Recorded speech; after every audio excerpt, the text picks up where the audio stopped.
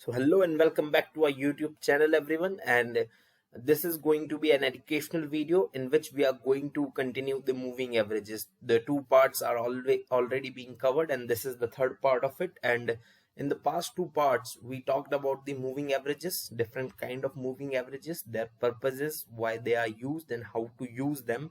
And then we moved further into the simple moving average. We have very broadly understood what are simple moving averages and how to use them, and how to use different types of moving average to decide accordingly our investment style. And in this part we are going to cover the exponential moving average. So the exponential moving average weights current prices more heavily than the past prices. This gives the exponential moving average the advantage of being quicker to respond to price fluctuation than a simple moving average. However, that can also be viewed as a disadvantage because the EMA is more prone to false signals. Okay, so the mean is that in simple moving average, you have seen that how do we calculate a simple moving average. So uh, when we are calculating a simple moving average, this is going to be a formula, 90 plus suppose 8 plus 89 plus 60 or 68, let's take it, equals to the, so amount is 247 and we are going to divide it simply by 3. So this is simple moving average. 82.33 is our simple moving average. Okay, now what we do in our exponential moving average is that we give weights, like suppose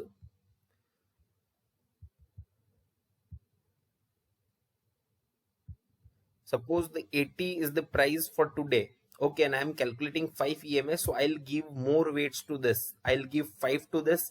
And the second day prices, suppose our second day price is again 92, then I'll give it weight of 4, and accordingly, and I'll give weights to the different prices. The most recent prices will be given more weights, and the past prices will be given less weights. So this is how exponential moving average is calculated, and the sum of the weights, the sum of all the prices into weight is divided by the summation weight, the total weight we have given. So there are majorly three steps in calculating EMA. First, calculate the simple moving average, and an exponential moving average has to start somewhere. So a simple moving average is used as the previous period's EMA in the first calculation. Okay. And second, calculate the weighting multiplier as we have calculated now. Third, calculate the exponential moving average. Okay. So I have shown you how to calculate the exponential moving average. First, take a point. You can take any simple moving average as the starting point. Then what will you do? You will take the prices of 5 days. Suppose a price of day 1 is 90, day 2 is 92, then 93, 94, 95. So weights will be given. 95 is the most recent price, so it will be given weight 5, and 94 will be given weight 4, and 93 will be given weight 3, 92 will be given weight 2, and 91 will be given weight 1, and we will then add them, and then we'll divide by 5 plus 4 plus 3 plus 2 plus 1 will divide by this. So this is how a point in the exponential moving average is calculated. This is the formula. Now the bigger question is that which is better? Which moving average you use will depend on your trading and investing style and preferences. The simple moving average obviously has a lag, okay, but the exponential moving average may be prone to quicker breaks. Some traders prefer to use exponential moving average for shorter time period to capture changes quicker. Some investor prefer simple moving average over long time period to identify long-term trend changes. In addition, much will depend on the individual security in question. A 50-day SMA might work great for identifying support level in Nifty, Sensex, Nasdaq, but a 100-day EMA may work better for the Dow transports. Moving average type and length of time will depend greatly on the individual security and how it has reacted in the past. So basically the thing is that you can't be very rigid about it that which moving average you want to calculate. Like this is a 200 SMA, as I have told in the previous part, the 200 SMA is somewhere above which bulls lie and below which bears lie. So yeah, it is a true thing. And how we are saying that? We are saying that based upon the back testing. We have done a lot of back testing. The people in the market, the traders in the market have done a lot of back testing, and they have realized that this is the level. This is the level of 200 SMA, where above which is a buying zone and below this is a selling zone. So like that, for different stock and for different indices, you have to use different moving averages, and then you have to back test that how prices have reacted given any different moving average, and then you have to decide which moving average suits the your style and the particular security or indices. For moving averages, shorter moving average will be more sensitive and generate more signal. The EMA, which is generally more sensitive than the SMA, will also be likely to generate more signal. However, there will also be an increase in the number of false signal and whispers. Longer moving average will move slower and generate fewer signals. These signals will likely prove more reliable, but they also may come late. Each investor or trader should experiment with different moving average length and type to examine the trade-off between sensitivity and the signal reliability. As I have told you, look here, this is a 200 SMA, and whenever prices goes above the 200 SMA, then you should buy any stock. That's the best time to buy any stock. That's what people say.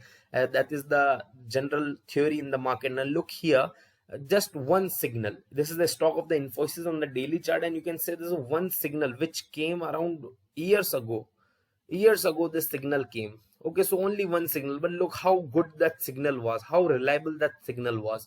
And the second thing, the signal also came a little late. You can see the prices have started rising here only, but we have got signal late. We have missed a bit of move. So we have missed almost 200 points move, and only one signal we have received. So this is the problem with the longer moving averages. And shorter moving averages, let's put a shorter moving average. Okay, let's put a shorter moving average. So this is a moving average. I'll put a shorter moving average for you.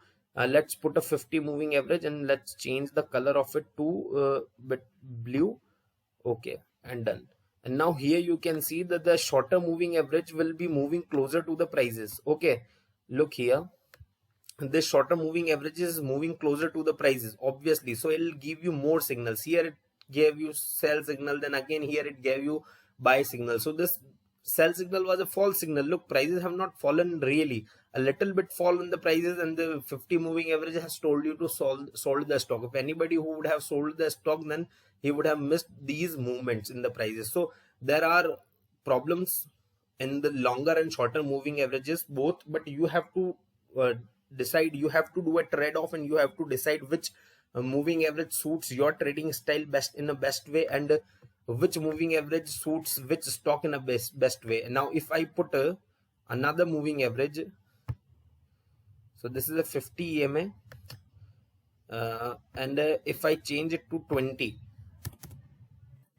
Okay, so here I have changed it to the 20. Now look at this, buy sell, buy sell, buy sell, buy sell. A lot of signals being given by this 20 moving average, and as you can see this, there was some was right, that here it has given a buy signal and this signal was right, then here it has given a sell signal. Okay, in a shorter time frame it was a good sell signal, then again here it has given a sell signal. Look, so there are false signals also. So this is the difference. You can see the shorter moving average, 20 moving average, and 200 moving average. Less signals and late signals in 200 MA, and in 20 MA more signals, but a lot of them are false also. Okay, so now trend following indicator moving averages smooth out a data series and make it easier to identify the direction of the trend. Because past price data is used to form moving average, they are considered lagging or trend following indicators. Moving average will not predict a change in the trend, but rather follow behind the current trend. Therefore, they are the best suited for trend identification and trend following purposes, not for predictions. So okay, so I think you have understood all of this. Till now you have understood whatever being communicated. Now let me show you how to put a exponential moving average. So let's first remove all this.